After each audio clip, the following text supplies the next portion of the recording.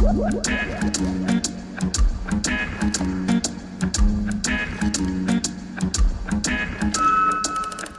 sommes Nina Payen et Camille Georges. Vous écoutez Pause Théâtre, le podcast qui vous dévoile l'envers du décor. Bonjour à toutes et à tous, bienvenue sur Pause Théâtre, c'est Nina et Camille. Et aujourd'hui nous vous retrouvons pour un épisode spécial, puisque nous sommes là pour vous parler de la différence entre le théâtre public et le théâtre privé. En fait, on s'est rendu compte qu'on parle beaucoup des deux milieux dans tous nos épisodes, et avec tout le monde on pose des questions qui pour nous semblent évidentes. Ouais. Mais en fait, pour celles et ceux qui découvrent le théâtre via nos épisodes, ou même qui débutent dans le milieu tout simplement, c'est pas forcément évident. Donc nous voilà pour parler un peu de la différence entre les deux. Tout à fait. Entre personnes qui au final ne sont pas si qualifiées, mais ce n'est pas grave. Voilà. Oui, mais Nina a des cours, donc elle s'y connaît mieux que nous à la fac. Oui, j'ai mes sources, je ne dis pas des choses au hasard. On le sort pas de notre chapeau. Donc il faut savoir que la plus grande différence entre les deux milieux, qui en sont qu'un seul bien évidemment, c'est que le théâtre public est financé par l'État. En fait. Jusqu'ici, on vous apprend pas grand-chose, il me semble. Voilà, c'est ça. Mais c'est la plus grosse différence. Après, on a plein de micro-différences et de fonctionnement, surtout. Mais c'est vrai que voilà, c'est la plus grande. Ouais. Je te laisse Camille faire une histoire un peu. Une petite histoire du ministère de la Culture, parce que finalement, c'est grâce à lui qu'on a toutes ces subventions, tout ce financement de la culture et notamment du spectacle vivant. Donc, avant la création du ministère de la Culture, on a d'abord Malraux, pendant le mandat de De Gaulle, qui est chargé des affaires culturelles, mais le ministère n'est pas encore créé. C'est pendant le mandat de Mitterrand, en 93, que vraiment il va y avoir la création véritable du ministère de la Culture. Donc c'est une grande figure quand même, Malraux. Sans lui, pas de ministère de la Culture, pas de budget annuel, pas de subvention, pas de théâtre, rien. Et donc on peut vous conseiller d'aller voir le site du ministère de la Culture. Ils ont une histoire détaillée et accessible à tous dans leur onglet « Nous connaître » de leur ministère. Donc allez voir, ça peut être intéressant. Donc voilà, le budget général du ministère de la Culture, c'est environ 27% réservé à la création. Dans le budget général du ministère de la Culture, il y a 27% qui sont réservés à la création, mais du coup, les 73 autres pourcents sont réservés à d'autres missions. Et en fait, dans ce programme de création même, il y a plusieurs branches. Il y a 85 du budget de la création qui est au spectacle vivant, parce que à part ça, il y a aussi tout ce qui est musée, tout ce qui est exposition, tout ça. Tout ce qui est culturel, quoi. Voilà, tout ce qui est culturel, tout ce qui est création, c'est différent. Ah, création, ok. C'est pas la même chose pour tout, en fait. Le spectacle vivant, c'est vraiment une case à part. Et en fait, le spectacle vivant, c'est un budget d'environ 730 millions par an. Donc, ouf, c'est pas mal, c'est quand même très sympa. On a souvent cet a priori comme quoi le spectacle vivant c'est la merde et qu'on est un peu pauvre et que voilà qu'on mendie dans la rue, saltimbanque. C'est ça, mais en fait c'est pas vrai du tout. C'est-à-dire que quand même l'État a un beau budget, sans compter après le fonctionnement du théâtre privé qui est encore autre. Comparé à certains pays, ça donne rien, quoi. Que souvent les comédiens ils sont obligés de faire un métier à côté.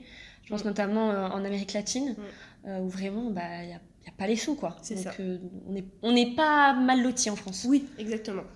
Et donc, dans ces 730 millions, il y a 50% qui vont au crédit déconcentré et 50% qui vont aux grands établissements publics, comme les théâtres nationaux.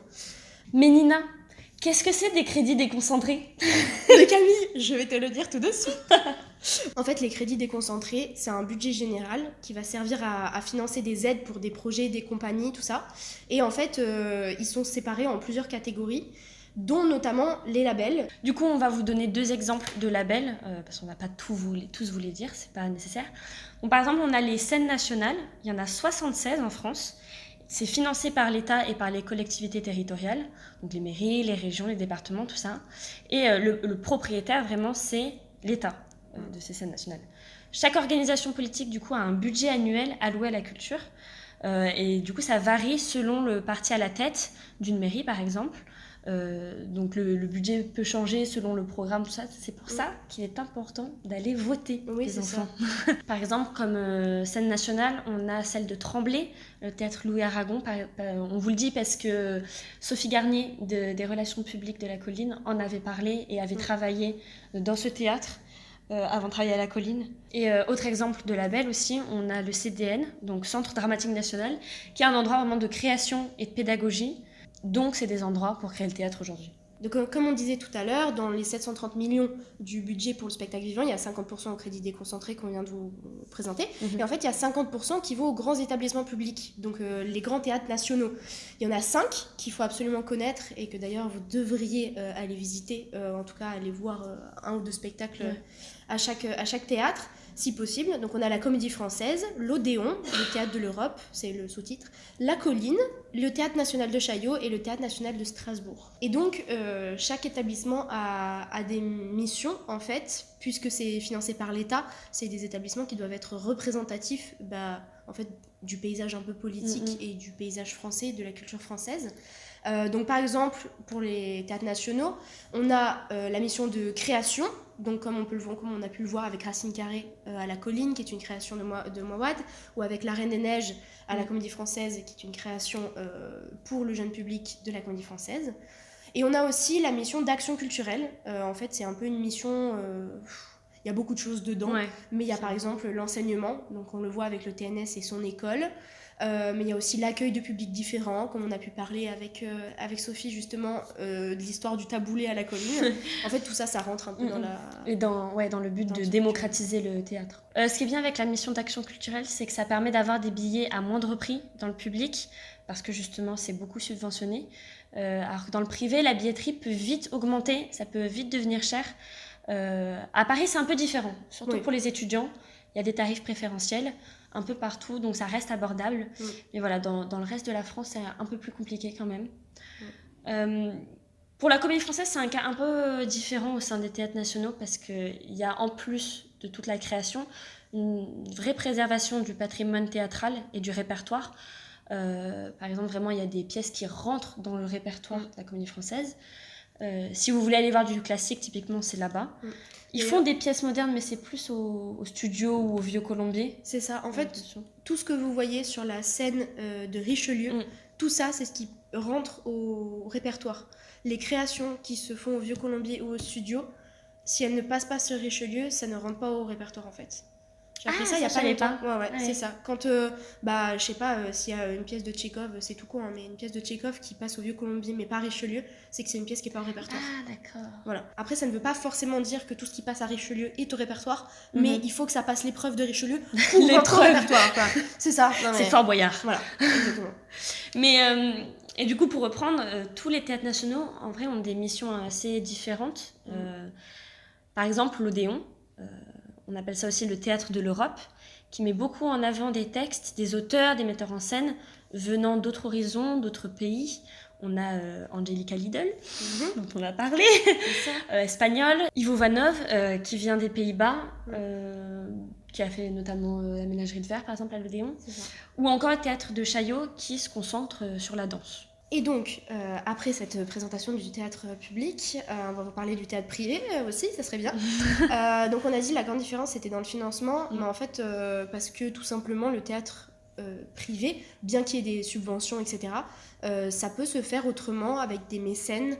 C'est un fonctionnement un peu... Oui, en fait, tout se fait pas avec des subventions, quoi. Il faut aller chercher l'argent. Donc il y a des mécènes, des gros groupes qui peuvent aider certains théâtres ou juste des particuliers aussi qui peuvent donner de l'argent. Mais c'est quand même assez rare. Mais c'est quand même assez rare, c'est ça. Le mécénat, ça se fait de plus en plus rare en France. Fut un temps, c'était vraiment important.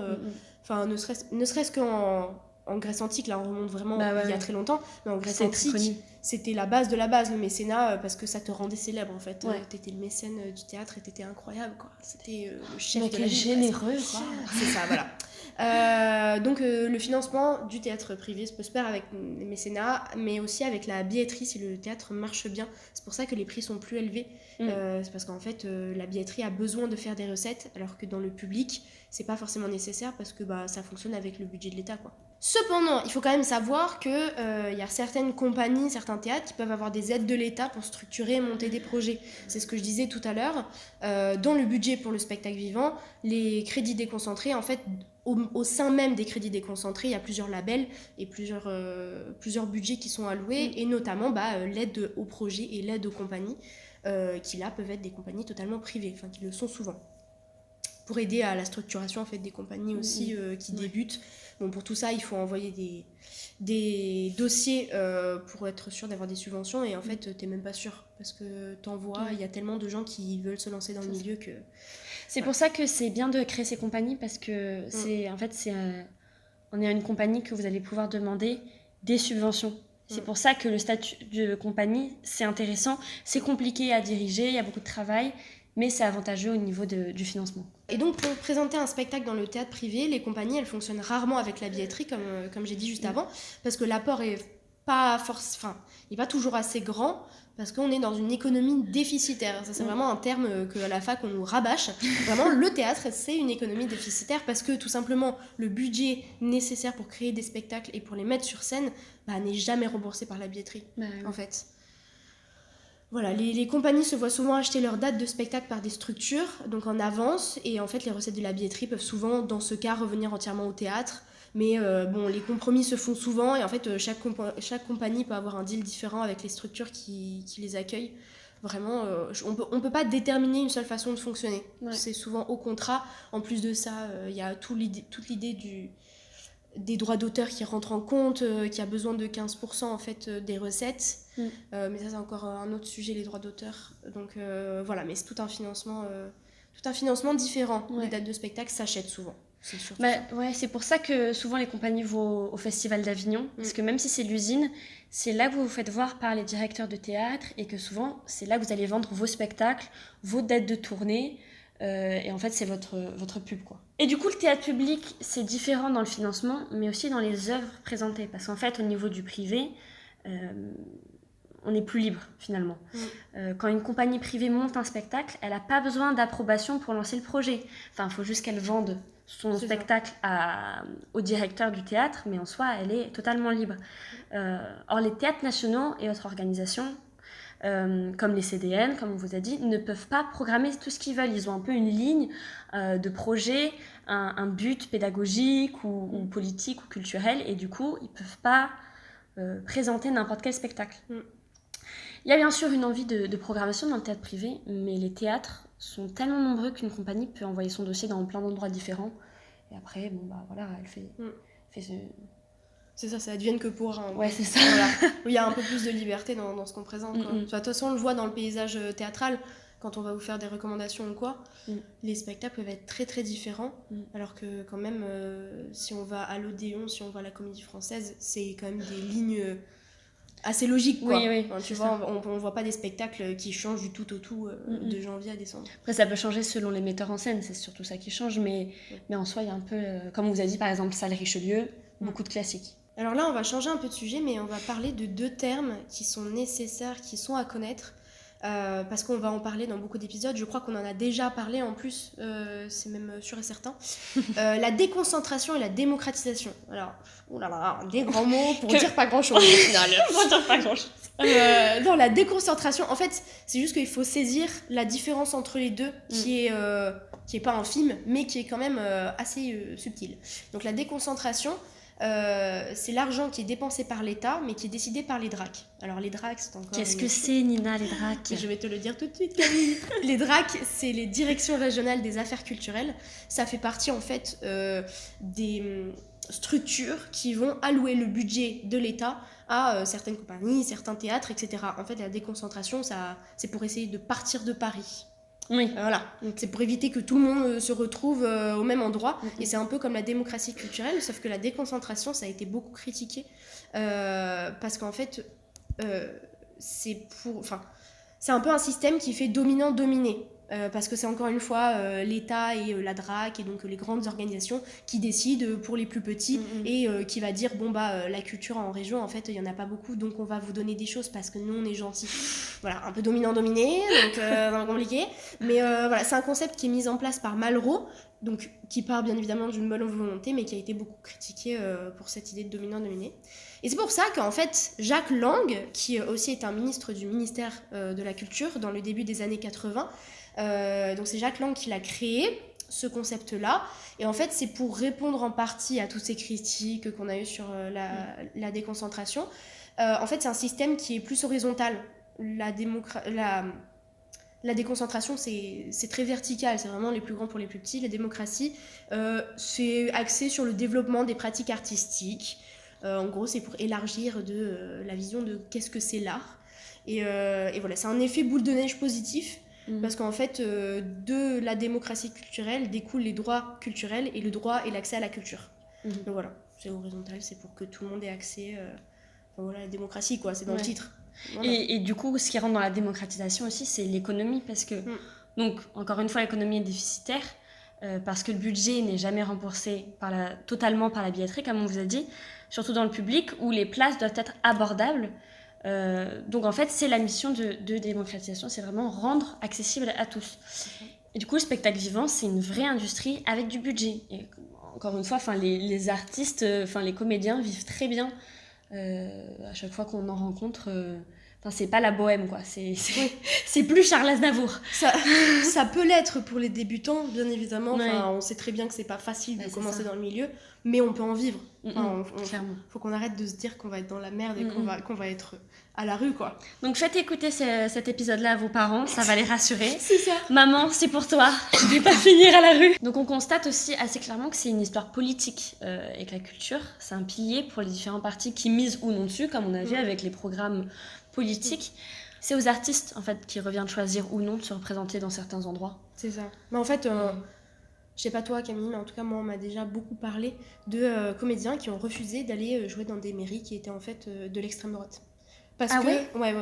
Parce que le budget déjà souvent quand on est quand on vote à droite et que les partis sont à droite, il y a moins de budget pour la culture. C'est pas valable tout le temps, mais c'est souvent la gauche qui met en place des choses. Parce que, de toute façon, le théâtre, c'est politique et ça va servir à faire rayonner ou pas un pouvoir. Donc voilà, et c'est pour ça, moi, je connais des comédiens qui ont déjà refusé d'aller jouer dans des mairies ou dans des endroits où la mairie, justement, était vraiment à l'opposé de leurs valeurs. Ah, c'est marrant, j'ai jamais entendu ça. Nous, nos expériences, c'est qu'on va plus souvent dans le privé. C'est le même accueil en vrai, hein. Le privé c'est plus une petite famille, c'est petites troupes, donc c'est plus sympa l'accueil, mais en vrai c'est pareil. Bon, c'est un peu pareil, c'est juste que je trouve que dans le public, comme du coup c'est l'idée de la démocratisation, il y a énormément de gens qui vont voir des spectacles, donc pour choper des places, mais peu importe le théâtre national ou quoi, c'est souvent très dur d'avoir une place à bonne visibilité avec le budget étudiant. Souvent les quotas sont remplis très rapidement. Parce que oui, il y a aussi une histoire de quotas où, par exemple, à la Comédie Française, si vous voulez y aller, ça m'est déjà arrivé, de vouloir une place à bonne visibilité et qu'en fait, ils me disent, en fait, ce budget-là, il est plus disponible parce qu'on a déjà toutes les places. Je suis en mode, mais on est jeunes. On n'a quasiment jamais le tarif étudiant. C'est ça. Ou alors, si, mais dans la corbeille, mais tout derrière, ou dans les galeries tout en haut, tu vois, en troisième catégorie, quoi. Ouais, parce qu'en fait, il y a des abonnés. Enfin, il y a des habitués du théâtre, je pense beaucoup du coup à la Comédie Française, mais aussi à la Colline, où c'est des réguliers, c'est un peu les vieux, qui vont souvent au théâtre, ils sont habitués, ils veulent voir les spectacles, du coup ils s'y prennent dès le début, et du coup nous on est un peu sans rien, sans visibilité. Donc encore une fois, il y a les places prises à la dernière minute, je sais pas si c'est dans tous les théâtres, mais il y en a dans pas mal. À la Colline, il y a aussi, pas que la Comédie Française. Mais voilà, pas de visibilité, quoi. Après, au-delà de cette histoire de place qu'il n'y a plus, c'est que dans les théâtres privés, il y a tellement plus de programmation. En fait, il y a tellement de théâtres privés, ne serait-ce qu'à Paris. Enfin, il y a que ça, il y en a partout, quoi. Il y a même des trucs, tu te demandes si c'est vraiment un théâtre, tellement c'est tout petit et catastrophique. Mais il y a tellement de programmation que c'est beaucoup plus facile de trouver des spectacles dans le privé que dans le public au final. Puis même si on veut voir plein de choses différentes, c'est vrai que le privé c'est sympa pour aller voir plein de trucs à droite à gauche avec des thèmes différents, avec des envies différentes. Donc voilà. Mais si vous voulez, il y a Télérama qui a fait un article où il recense un peu la carte des théâtres privés ou publics. C'est par pure curiosité, donc si vous voulez aller voir, il recense 80 théâtres. Et voilà, du coup, vous pouvez voir la différence entre subventionné, privé, et voilà. Et souvent, il y a des directeurs ou des firmes qui ont racheté plusieurs théâtres. C'est là où on retombe dans l'idée de business et industrie, en fait, où il y a du budget, parce que, on commence à avoir pas mal de directeurs qui essayent de racheter plusieurs salles pour se faire leur petit... bif. Voilà. C'est ça. Bref. Eh bien, c'est la fin de cet épisode. On espère que ça vous a un peu éclairé et aidé à comprendre un peu la différence entre les deux théâtres et que vous comprendrez mieux la prochaine fois pour les prochains épisodes. Sur ce, on se retrouve la semaine prochaine pour un nouvel épisode à 10h. Bonne journée, des bisous.